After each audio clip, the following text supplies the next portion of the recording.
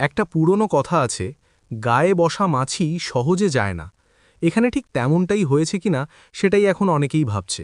এত বড় আয়োজন, এত খরচ, এত লোক ডাকা, সবকিছু মিলিয়ে একটা বড় আন্তর্জাতিক মিটিংয়ের মতো পরিবেশ তৈরি করা হয়েছিল।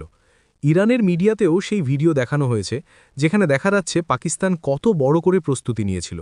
সাংবাদিকদের ডাকা হয়েছে, থাকার ব্যবস্থা করা হয়েছে, চারদিক সাজানো হয়েছে এমনভাবে যেন G7 বা G20-র মতো কোনো বড় সম্মেলন হচ্ছে। কারণ আমেরিকার ভাইস প্রেসিডেন্ট আসছিলেন, তাই স্বাভাবিকভাবেই তারা চাইছিল এই অনুষ্ঠানটা বড় করে দেখাতে। কিন্তু শেষ পর্যন্ত যা হলো সেটা একেবারেই উল্টো। এত আয়োজনের পরেও মিটিং থেকে কোনো বড় ফল বের হলো না। আলোচনা চলল অনেকক্ষণ, কিন্তু কোনো চুক্তি হলো না। এই বিষয়টাই এখন সবচেয়ে বড় আলোচনার বিষয় হয়ে দাঁড়িয়েছে।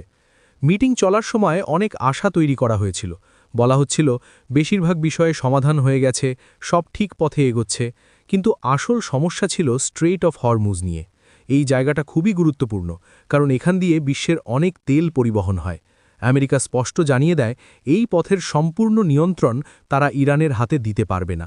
তারা একটা মাঝামাঝি সমাধান চেয়েছিল, দুপক্ষই পেট্রোল করবে, একসঙ্গে নজরদারি করবে। কিন্তু ইরান এতে রাজি হয়নি। তারা পরিষ্কার বলে দিয়েছে স্ট্রেইট অফ হরমুজের পুরো নিয়ন্ত্রণ তাদেরই থাকতে হবে। শুধু তাই নয়, তারা তাদের পারমাণবিক প্রোগ্রাম নিয়েও কোনো প্রতিশ্রুতি দিতে রাজি নয়। এখানেই গিয়ে আলোচনা আটকে যায়। এরপর আমেরিকার vice president JD Vance meeting থেকে বেরিয়ে এসে একটা বক্তব্য দেন। তিনি বলেন, অনেকক্ষণ ধরে আলোচনা হয়েছে, এটা ভালো খবর, কিন্তু কোনো চুক্তি হয়নি, এটা খারাপ খবর। তিনি এটাও বলেন, এই ব্যর্থতা শুধু আমেরিকার জন্য নয়, ইরানের জন্যও খারাপ। তার কথায় বোঝা যাচ্ছিল তারা কিছু বিষয়ে মানতে প্রস্তুত ছিল, কিন্তু সব কিছু নয়। এই বক্তব্যের পর পরিস্থিতি আরও স্পষ্ট হয়ে যায়, আলোচনা ভেঙে গেছে। পাকিস্তানও পরে একটা নোটিফিকেশন জারি করে, যেখানে এই মিটিংয়ের ব্যর্থতার ইঙ্গিত পাওয়া যায়। এত বড় আয়োজন, এত খরচ, সবকিছু শেষ পর্যন্ত কোনো ফল ছাড়াই শেষ হয়ে গেল। এই ঘটনার মধ্যে আরেকটা দিকও সামনে এসেছে। পাকিস্তানের কিছু মিডিয়া আর কিছু মানুষ অনেক বড় বড় স্বপ্ন দেখতে শুরু করেছিল। কেউ বলছিল এই সিজফায়ার সফল হলে পাকিস্তান সুইডেনের মতো হয়ে যাবে। আবার কেউ বলছিল তারা এশিয়ান টাইগার হয়ে উঠবে। এমনকি কেউ কেউ ভাবছে তারা ফিলিস্তিন আর কাশ্মীরের মতো বিষয়েও বড় ভূমিকা নিতে পারবে। কিন্তু বাস্তবতা অনেক আলাদা। এখনও কিছুই ঠিক হয়নি, তার আগেই এত বড় বড় কথা বলা শুরু হয়ে গিয়েছিল। এই ধরনের চিন্তাভাবনা শুধু পাকিস্তানে নয়, আমাদের পুরো দক্ষিণ এশিয়াতেই অনেক সময় দেখা যায়। অনেকেই ধরে নেয় আমেরিকার মতো বড় দেশ যদি তাদের সঙ্গে কথা বলে, তাদের দেশে আসে, তাহলে তারা খুব বড় কিছু পেয়ে গেছে। কিন্তু আন্তর্জাতিক রাজনীতিতে বিষয়টা এত সহজ নয়। এদিকে আর একটা বড় ঘটনা সামনে এসেছে। ইসরায়েলের প্রধানমন্ত্রী বেঞ্জামিন নেতানিয়াহু একটা ম্যাপ দেখিয়ে বক্তব্য দিয়েছেন। তিনি বলছেন যেসব এলাকা লাল রঙে দেখানো হয়েছে সেগুলো সন্ত্রাসী এলাকা, এবং তিনি নিজের দেশের কাছে এমন পরিস্থিতি মেনে নেবেন না। এই বক্তব্য পরিস্থিতিকে আরও উত্তপ্ত করে তুলেছে।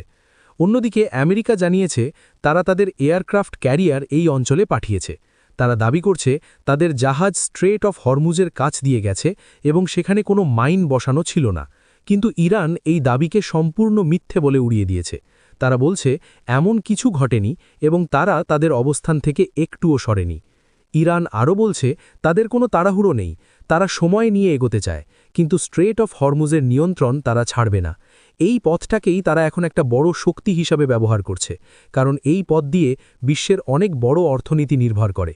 রাশিয়ার সাবেক নেতা দমিত্রি মেদভেদেভ এই বিষয়টাকে খুব আলাদাভাবে ব্যাখ্যা করেছেন। তিনি বলেছেন ইরানের আসল শক্তি তার পারমাণবিক বোমা নয়, বরং স্ট্রেট অফ হরমুজই এক ধরনের বোমা, কারণ এই পথ নিয়ন্ত্রণ করেই ইরান অনেক দেশকে প্রভাবিত করতে পারে। এখন প্রশ্ন হচ্ছে সামনে কি হবে। এই মুহূর্তে 15 দিনের একটা সিজ ফায়ার আছে। এই সময়ের মধ্যে আবার আলোচনা হতে পারে, নতুন কোনো সমাধানও বের হতে পারে, কিন্তু যেভাবে পরিস্থিতি এগোচ্ছে তাতে সহজে কোনো সমাধান হবে বলে মনে হচ্ছে না। এই পুরো ঘটনায় ভারতের অবস্থান নিয়েও অনেক আলোচনা হচ্ছে। অনেকেই বলছে ভারত ঠিক কাজটাই করেছে, এই ঝামেলা থেকে দূরে থেকে। ভারত সব দেশের সঙ্গে সম্পর্ক রাখে, কিন্তু কারও সমস্যায় সরাসরি জড়ায় না। এখন অনেক বিশ্লেষকরা বলছেন এই ধরনের জটিল পরিস্থিতিতে মধ্যস্থতা করা খুব কঠিন, কারণ দুই পক্ষই খুব শক্ত অবস্থানে থাকে।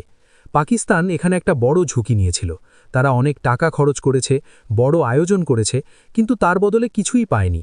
বরং কিছু রিপোর্টে বলা হচ্ছে এই পুরো ঘটনায় পাকিস্তান হয়তো আমেরিকাকে সময় নিতে সাহায্য করেছে, কারণ আমেরিকার দরকার ছিল কিছু সময় নিজেদের অর্থনীতি সামলাতে, বাজারকে স্থির রাখতে এবং জনগণকে আশ্বস্ত করতে।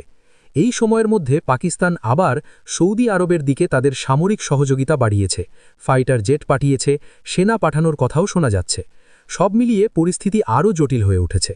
সবশেষে এখন একটা বড় প্রশ্ন থেকেই যাচ্ছে, ভারত কি সত্যিই ঠিক ছিল? এই কারণেই কি তারা আগেই তাদের নাগরিকদের সেখান থেকে বেরিয়ে যেতে বলেছিল? আন্তর্জাতিক রাজনীতিতে কে ঠিক আর কে ভুল সেটা সবসময় পরিষ্কার হয় না, কিন্তু এই ঘটনার পর অনেকেই মনে করছে দূরে থাকাই হয়তো এই মুহূর্তে সবচেয়ে বুদ্ধিমানের কাজ ছিল। আগামী দিনে পরিস্থিতি কোন দিকে যাবে, যুদ্ধের দিকে নাকি আবার আলোচনার দিকে, সেটাই এখন দেখার বিষয়। অন্যদিকে একটা কথা প্রায়ই বলা হয়, জিওপলিটিক্সে স্থায়ী বন্ধু বা শত্রু বলে কিছু নেই, থাকে শুধু স্বার্থ। আর এই ঘটনাটা যেন সেই কথাটাকেই আবার নতুন করে সামনে নিও। কয়েক ঘন্টা আগের খবর ঘিরে এখন চর্চা তুঙ্গে। বলা হচ্ছে বিশ্বের নানা বাধা আর চাপের মাঝেও ভারত নাকি ইরান থেকে তেল নিয়ে আসতে পেরেছে। এই ঘটনাকে ঘিরে অনেক কথা, অনেক দাবি সামনে আসছে, আর সেই সব তথ্যই এখন সাধারণ মানুষের মধ্যেও বড় আলোচনা তৈরি করেছে। খবর অনুযায়ী ভারতের দুটি তেলবাহী জাহাজ নিরাপদে দেশে পৌঁছেছে, আর সেই জাহাজে ছিল প্রায় 2 মিলিয়ন ব্যারেল কাঁচা তেল। এই পরিমাণটা খুবই বড়, কারণ সাধারণভাবে এত তেল একসঙ্গে আনা মানে সেটা বড় লেভেলের ডিল। আর এখানেই বিষয়টা আরও গুরুত্বপূর্ণ হয়ে যায়, কারণ এই তেল এসেছে ইরান থেকে, যে দেশের উপর ইউনাইটেড স্টেটস নতুন করে নিষেধাজ্ঞা জারি করেছে। এই অবস্থায় প্রশ্ন ওঠে, তাহলে কিভাবে এই তেল ভারতে এলো? অনেকেই বলছে এখানে শুধু একটা সাধারণ কেনাবেচা নয়, বরং এর পেছনে বড় কূটনৈতিক সমীকরণ কাজ করছে। কারণ একদিকে ইরান, অন্যদিকে আমেরিকা, দুটো শক্তিশালী দেশই এই বিষয়ে ভারতকে কোনোভাবে বাধা দেয়নি বলে দাবি করা হচ্ছে। এর মানে দাঁড়ায় দুই পক্ষই কোনো না কোনোভাবে ভারতের সঙ্গে সম্পর্ক বজায় রাখতে চাইছে। অনেক আন্তর্জাতিক পর্যবেক্ষকও এই ঘটনাকে আলাদা করে দেখছেন, যেমন মারিও নওফালের মতো ব্যক্তির মন্তব্য নিয়েও আলোচনা চলছে, যেখানে বলা হয়েছে যে ওয়াশিংটন নাকি ভারতকে একটি বিশেষ ছাড় দিয়েছে যাতে এই তেল কেনা সম্ভব হয়। যদিও এই ধরনের দাবি নিয়ে অনেক সময় আলাদা যাচাই দরকার হয়, তবুও এই কথাগুলো সামনে আসায় বিষয়টা আরও আলোচনায় চলে এসেছে। আরেকটা দিকও এখানে গুরুত্বপূর্ণ। বলা হচ্ছে ইরান শুধু তেলই দেয়নি, বরং নিরাপদে সেই তেল পৌঁছানোর জন্যেও সহযোগিতা করেছে। এমন কথা উঠে আসছে যে সমুদ্রপথে কোথাও কোনো ঝুঁকি থাকলে বা মাইন পাতা আছে কিনা সেই তথ্য শেয়ার করার জন্য প্রস্তুত ছিল ইরান। এর মানে শুধু ব্যবসা নয়, নিরাপত্তা আর নেভিগেশন সব দিক থেকেই সহযোগিতার কথা বলা হচ্ছে। এই ঘটনাকে ঘিরে ভারতের কূটনৈতিক অবস্থান নিয়েও নতুন করে আলোচনা শুরু হয়েছে। অনেকেই বলছে ভারত এখন এমন এক জায়গায় দাঁড়িয়ে যেখানে একসঙ্গে একাধিক শক্তিশালী দেশের সঙ্গে সম্পর্ক বজায় রাখতে পারছে। একদিকে আমেরিকার সঙ্গে কৌশলগত সম্পর্ক, অন্যদিকে ইরানের সঙ্গে জ্বালানি আর আঞ্চলিক যোগাযোগ, এই দুই দিকেই ভারসাম্য রাখা সহজ কাজ নয়। এখানে আরেকটা বিষয় উঠে আসে, ভারত চাইলে মধ্যস্থতাকারীর ভূমিকা নিতে পারত কিনা, কিন্তু বাস্তব পরিস্থিতি বলছে যখন মূল সংঘর্ষের পক্ষগুলো একসঙ্গে কোনো আলোচনায় নেই, তখন সেই ধরনের উদ্যোগ সফল হওয়া কঠিন। তাই অনেকের মতে ভারত হয়তো আগেই বুঝেছিল যে এই ধরনের পরিস্থিতিতে সরাসরি জড়ানো ঠিক হবে না। এই পুরো ঘটনায় আরেকটা বিতর্কও তৈরি হয়েছে দেশের ভেতরেই। কিছু জায়গায় দাবি করা হচ্ছিল যে এই তেল আনার জন্য নাকি আলাদা কোনো আর্থিক লেনদেন বা সুবিধা দেওয়া হয়েছে, কিন্তু সেই দাবিকে খারিজ করে দেওয়ার কথাও শোনা যাচ্ছে, যেখানে বলা হচ্ছে কোনো অতিরিক্ত ফি বা লেনদেনের বিষয় নেই। এই ধরনের দাবি প্রতিদাবির মাঝেই সাধারণ মানুষের মধ্যে বিভ্রান্তি তৈরি হওয়াটাই স্বাভাবিক। সব মিলিয়ে এই ঘটনাটা শুধু একটা তেল আনার গল্প নয়, এর ভেতরে রয়েছে বড় কূটনৈতিক বার্তা। কে কার সঙ্গে কেমন সম্পর্ক রাখছে, কোন দেশ কাকে কতটা গুরুত্ব দিচ্ছে, আর ভবিষ্যতে এই সমীকরণ কোথায় গিয়ে দাঁড়াতে পারে। আজকের দিনে এশিয়ার রাজনীতিতে ভারতের অবস্থান যে গুরুত্বপূর্ণ হয়ে উঠছে, সেই কথাটাই অনেকেই এই ঘটনার মাধ্যমে তুলে ধরার চেষ্টা করছে। শেষ পর্যন্ত বিষয়টা কোথায় গিয়ে দাঁড়াবে সেটা সময়ই বলবে, তবে এতটুকু পরিষ্কার, এই ধরনের ঘটনাগুলো এখন শুধু খবর নয়, এগুলো থেকেই বোঝা যায় বিশ্ব রাজনীতির ভেতরে আসলে কী ধরনের টানাপোড়ন চলছে, আর সেই টানাপোড়নের মাঝেই কিভাবে দেশগুলো নিজেদের স্বার্থ অনুযায়ী সিদ্ধান্ত নিচ্ছে।